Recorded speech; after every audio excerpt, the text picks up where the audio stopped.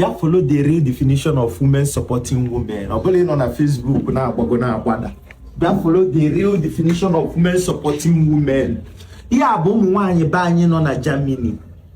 UIG. Ụmụ nwaanyị Igbo nọ na Germany. Women supporting women. N'ozi fazimu. Solo mu bụ ego a.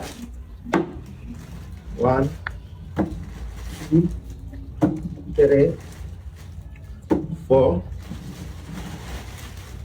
5 6 7 8 9 10 11 12 13 14 ife dị ebe anụnwa bụ 3.5 million naira bụ ihe dị ebe anụnwa. Ka ihe fasimu mee ya, fasimu weli ya kee ụmụ nwaanyị Igbo, ke ụmụ nwaanyị Igbo ndị digo mashọdụ, ndị mugolo ọlụ bụ ego ji fi bido the business.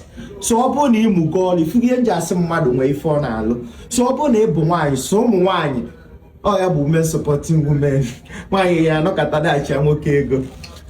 Ọ bụ na ịbụ nwaanyị na ịmụgo ọlụ na ihe ji gị bụ machine ịkwa akwa bụ ife ji gị, ma ọ bụ na saloon imepe ofu onye bụ 500,000 naira. Ide ya na the comment. Ikwu onye ebe ịbụ because na ndị anyị enye ego anụnwa. Onwere ya ama ya bụ the lucky one. Follow the instruction. Ndị anyị enye ego anụnwa ya bụ ofu onye ya bụ Anambra, ofu onye Enugu, Abia, Delta, Rivers, Ebonyi and Imo State. Edesi anyị do onye ebe ịbụ. All from the comment ka anyị a share ka esi select ya. Ka nke n'ihe mmelu ndị fans online. Single mother musigolo ọlụ ma na-ego bụ ihe ji ya because I will verify very well. Mmejọkwa US ofu onye 500,000 naira. Biko kwụọlụ n'ofe aka na ọdịla izi. Eji m afa Chukwu anyị unu kwụọlụ n'ofe aka na ọdịla izi biko kwụọlụ n'ofe aka na ọdịla izi. Ụmụ nwaanyị Igbo Germany under leadership of Nwaka Ego Ibekwe, eze nwaanyị na Germany. May God bless you. Chukwu gozikwa vice gị bụ ihe ọma onye eji ekwe, ihe ọma onye eji ekwe. May your days belong on earth.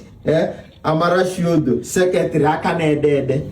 Asị m ka unu ra wee tụta ala anụnwa wee nọdụ Germany. Ama m na unu nwere problem nke unu na-face kwa one or two challenges. Unu wee gbakọta aka wee send the order ka 3.5 million. Si afọ ofu onye a na-amarọ na-abụrọ nwanne unu si welu 500,000 welu bidoli afịa.